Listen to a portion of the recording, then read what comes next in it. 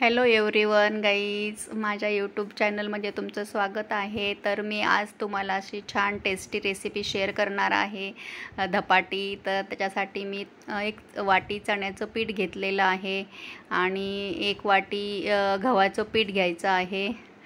तर हे दोन पिठं घ्यायचे आणि नंतर त्याच्यासाठी मिरची, लसूण, ओवा आणि जिरं, कोथिंबीर असं वाटून मी घेतलेलं आहे। ही पेस्ट करून घेतली। ती पेस्ट या पिठामध्ये ॲड करायची, कोथिंबीर टाकायची कापून थोडीशी। कोथिंबीरने छान टेस्ट येते। आणि कांदा मी कापून ठेवलेला ऑलरेडी। तर कांदा जास्त प्रमाणात घेतला तर तो खूप म्हणजे छान टेस्टी लागतात। मला तो जास्त कांद्याचेच धपाटे आवडतात, म्हणून मी थोडासा जास्त कांदा घेतला आहे।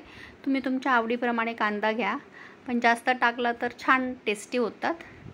तर तुम्ही तुमच्या आवडीप्रमाणे तुम्ही घेऊ शकता। तर मी असं ह्याच्यात सगळं मिक्स केलं आहे आणि त्याच्यामध्ये चवीनुसार थोडंसं मीठ घालायचं, जेवढं पीठ असेल त्याप्रमाणे। आणि मीठ घातल्यानंतर थोडंसं हळद, आपल्या पिठाचा अंदाज बघून थोडीशी हळद टाकायची।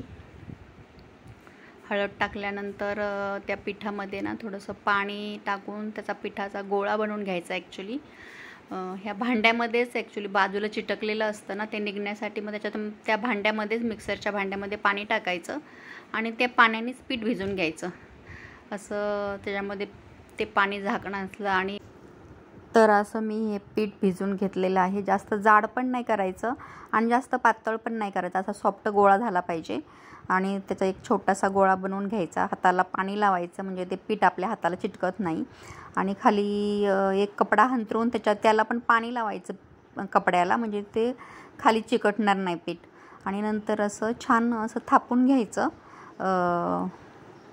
पातळ असं थापून घ्यायचं।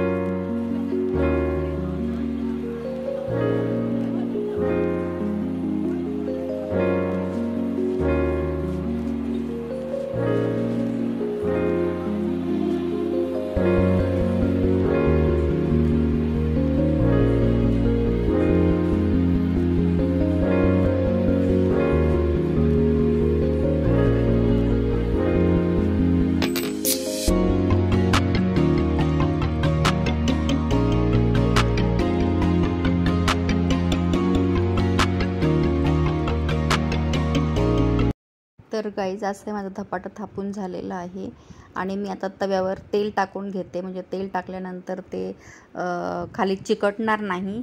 आणि तव्यावर असं हे तेल पसरून घ्यायचं आणि नंतर मग ते बनवलेलं धपाटं आहे ते कपड्यासकट वरती टाकायचं आणि ते कपड्यावरून मग हळूच अलगद हाताने असं काढून मग तो निघतो कपडा लगेच इझिली, कारण त्याला आपण खाली पाणी लावलेलं असतं ना, त्यामुळे।